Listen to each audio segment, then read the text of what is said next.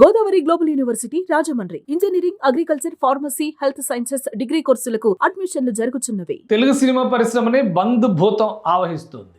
Cinema పరిశ్రమలో తమకు అన్యాయం జరుగుతుందంటూ కార్మిక సంఘాల నాయకులు షూటింగ్స్ బంద్ పిలిపించారు. 4వ తేదీ నుంచి, అంటే ఈ రోజు నుంచే బంద్. ఒక్కరోజు ఎలాంటి నోటీసు లేకుండా ఒక నిర్ణయం తీసుకున్నారు.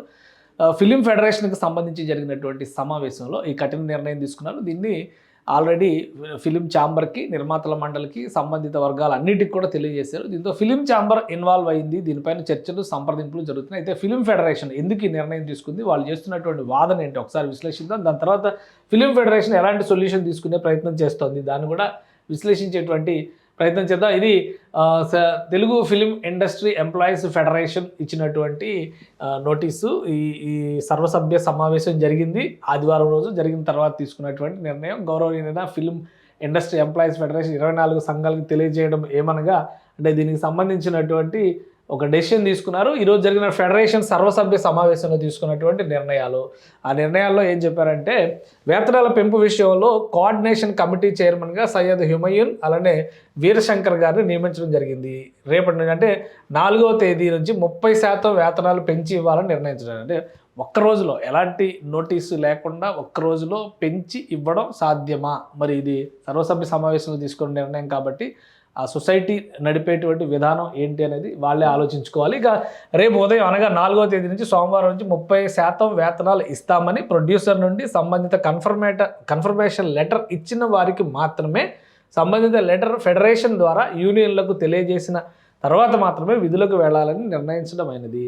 సో వీళ్ళ పోరాటానికి సంబంధించినటువంటి బ్యాక్గ్రౌండ్ ఏమీ కూడా ఇందులో రాయలేదు, కానీ డైరెక్ట్గా వాళ్ళ సమస్యని ఈ విధంగా పరిష్కరించుకోవాలి, అంటే షూటింగ్స్ బంద్ చేయడం ద్వారా పరిష్కరించుకోవాలని భావిస్తున్నట్టుగా ఉంది. అలానే అప్పటి వరకు తెలుగు ఫిలిం ఇండస్ట్రీ ఎంప్లాయీస్ ఫెడరేషన్కి సంబంధించిన సభ్యులు ఎవరు కూడా సినిమాకి కానీ, వెబ్ సిరీస్ల షూటింగ్లకు కానీ Telugu film industry employees federation నుంచి అనుమతి లేనిదే ఎటువంటి విధులకు యూనియన్ అసోసియేషన్ సభ్యులు హాజరు కాకూడదని నిర్ణయించడం అయినది. సో అది ఈ రూల్స్ తెలుగు సినిమా ఎక్కడ జరిగినా వర్తించును, ఇతర భాషా చిత్రాలకు కూడా వర్తించును, ధన్యవాదాలతో అని చెప్పని ఈ లెటర్ని రిలీజ్ చేశారు. అంటే తక్షణం బంద్ అనేటువంటి సంకేతాన్ని చాలా స్పష్టంగా చెప్పారు. ఫిల్మ్ ఇండస్ట్రీ ఫెడరేషన్ అధ్యక్షులు, కార్యదర్శి, కోశాధికారి సంతకం చేసినటువంటిది. దీన్ని చాలా సీరియస్గా తీసుకుంది అటు నిర్మాతల మండలి కానీ, తెలుగు ఫిలిం ఛాంబర్ కూడా. ఎందుకంటే ఎలాంటి నోటీసు లేకుండా డైరెక్ట్గా 30% పెంపు, ఒక్కరోజు అల్టిమేటం అనమాట. ఇది ఒక అల్టిమేటం ఇచ్చినట్టుగా అయింది ఫెడరేషన్ ఎంప్లాయీస్. దీంతో ఫిలిం ఛాంబర్ దీనిలో ఇన్వాల్వ్ అయింది. ఫిలిం ఛాంబర్ ఒక కఠిన నిర్ణయం తీసుకుని ఒక సర్క్యులర్ను కూడా పంపించింది. వెంటనే ఆ ప్రకటన వచ్చిన వెంటనే ఈ సర్క్యులర్ బయటకు వచ్చింది. Telugu film chamber of commerce అధికారిక ప్రకటన అని చెప్పని ఇందులో మెన్షన్ చేశారు. గౌరవ కార్యదర్శి కేఎల్ దామోదర్ ప్రసాద్ పేరు మీద ఈ film chamber of commerce release చేసినటువంటి అధికారిక ప్రకటన ఇది. ఫెడరేషన్ పక్షపాతంగా, ఇది పక్షపాతంగా కాదు ఏకపక్షంగా అయి ఉంటుంది బహుశా, ఎందుకంటే వాళ్ళు వన్ సైడ్గా డెసిషన్ తీసుకున్నారని చెప్పే ఉద్దేశంతో ఈ పదం వాడారు. తెలుగు భాషా ప్రయోగంలో వచ్చినటువంటి దోషం అది.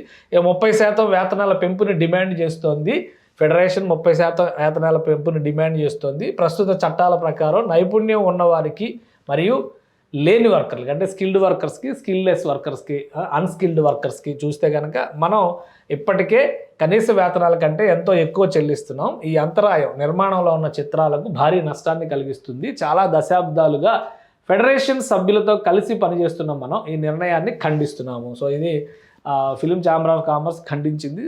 మ్యాక్సిమం నిర్మాతల వైపు నుంచి చెప్పినటువంటి వర్షన్లాగా ఉంది ఇది. ఈ సమస్యకు స్థిరమైన పరిష్కారం సాధించే వరకు ఛాంబర్ సంబంధిత అధికారులతో చర్చలు జరుపుతుంది. నిర్మాతలు ఎటువంటి స్వతంత్ర చర్యలు లేక సంఘాలతో ప్రత్యేక ఒప్పందాలు చేసుకోకుండా ఛాంబర్ జారీ చేసే మార్గదర్శకాలను ఖచ్చితంగా అనుసరించాలని తెలియజేస్తున్నాము. శాశ్వత పరిష్కారం కోసం, మెరుగైన భవిష్యత్తు కోసం మనం అంతా ఐక్యతతో ఉండాలి. ఇంకా వివరాలు త్వరలో తెలియజేస్తామని చెప్పని ఇది ఇన్స్టెంట్ రియాక్షన్గా దీన్ని రిలీజ్ చేశారు.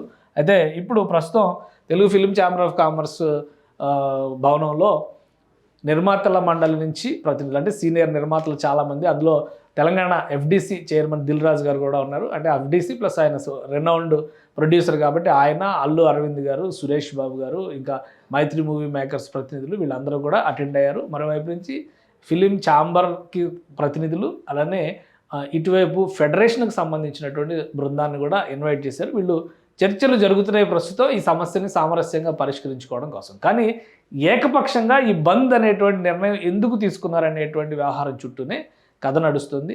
సో ఫిలిం ఛాంబర్ దీనికి సమాధానం ఫిలిం ఫెడరేషన్ ముఖ్యంగా దీనికి సమాధానం చెప్పాల్సినటువంటి ఆవశ్యకత అయితే కనిపిస్తుంది. ప్రస్తుతానికి బంద్ అనేటువంటి అంశాన్ని ఏ విధంగా ముగించాలనేటువంటి ప్రయత్నాల్లో ఫిలిం ఛాంబర్ నిమగ్నమైంది. పదే పదే ఫిలిం ఛాంబర్ ద్వారానే ఫిలిం ఇండస్ట్రీకి సంబంధించినటువంటి అన్ని సమస్యలు పరిష్కరించాలని చెప్తారు కాబట్టి పరిష్కారం ఏ విధంగా ఉంటుందో చూడాలి. సుమన్ టీవీలో మీ పర్సనల్ అండ్ బిజినెస్ ప్రమోషన్స్ కోసం కింది నెంబర్కి కాంటాక్ట్ చేయండి.